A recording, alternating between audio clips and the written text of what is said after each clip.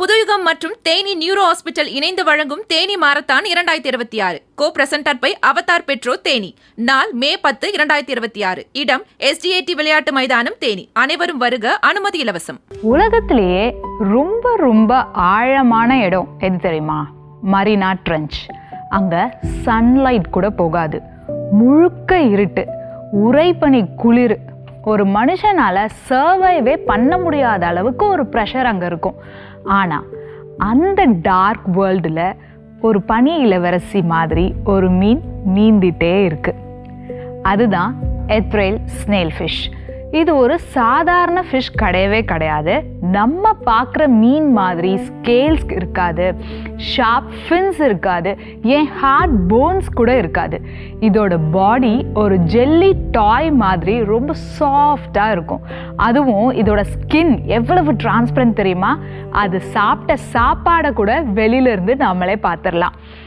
ஏன் இந்த பாடி இப்படி இருக்குது தெரியுமா? இந்த டீப் சீ ப்ரெஷர் தான் அதுக்கு காரணம். நீங்கள் மவுண்ட் எவரெஸ்ட்டை தலை கீழே வச்சிங்கன்னா எவ்வளவு ப்ரெஷர் இருக்கும், அதை விட அதிகமான அழுத்தம் இந்த டெப்த்தில் இருக்குன்னு சொல்கிறாங்க. இந்த ப்ரெஷருக்கு எதிராக ஹார்ட் பாடி இருந்துச்சு அப்படின்னா அது உடஞ்சே போயிடும்.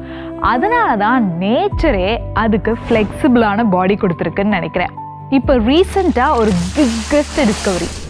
அது என்ன அப்படின்னா, 2022 ஆகஸ்டில் ஜப்பானுக்கு ரொம்ப பக்கத்தில் இருக்கிற இசு ஒகாஸ்பரா ட்ரென்ச்சில் சயின்டிஸ்ட் ஒரு பேபி ஸ்னெயில் ஃபிஷ்ஷை ரெக்கார்ட் பண்ணாங்க.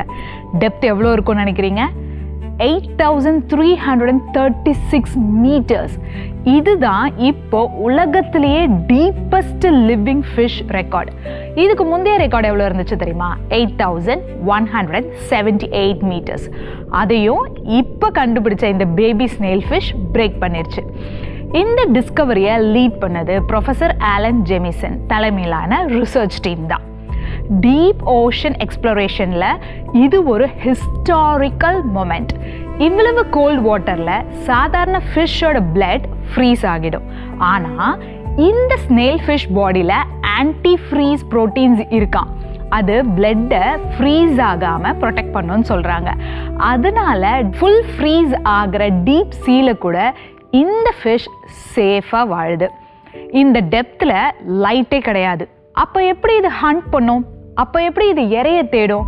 இதோட ஃபேஸில் இருக்க ஒரு டைனி போர்ஸ் சென்சார் மாதிரி வேலை செய்யுதான்.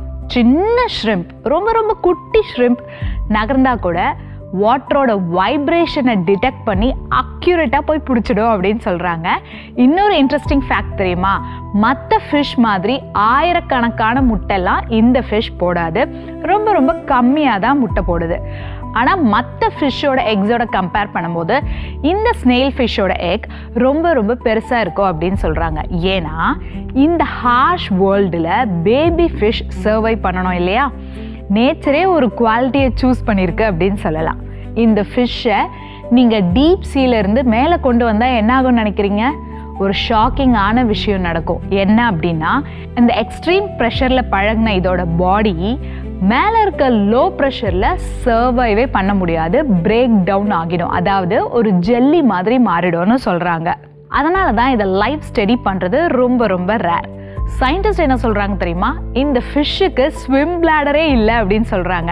அதனால ப்ரெஷர் இல்லாமல் அது டீப் சீல ஈஸியாக மூவ் ஆகிட்டு இருக்கு. ஒரு விஷயம் மட்டும் ரொம்ப கிளியர். கடலோட டீப்பஸ்ட் டார்க்னஸில் கூட ஒரு உயிர் அழகாக சந்தோஷமாக வாழ்ந்துட்டுருக்கு. அதுதான் எத்ரைல் ஸ்னெயில் ஃபிஷ். நேச்சர்கிட்ட இன்னும் எத்தனை சீக்ரெட்ஸ் இருக்குன்னு யாருக்குமே தெரியாது.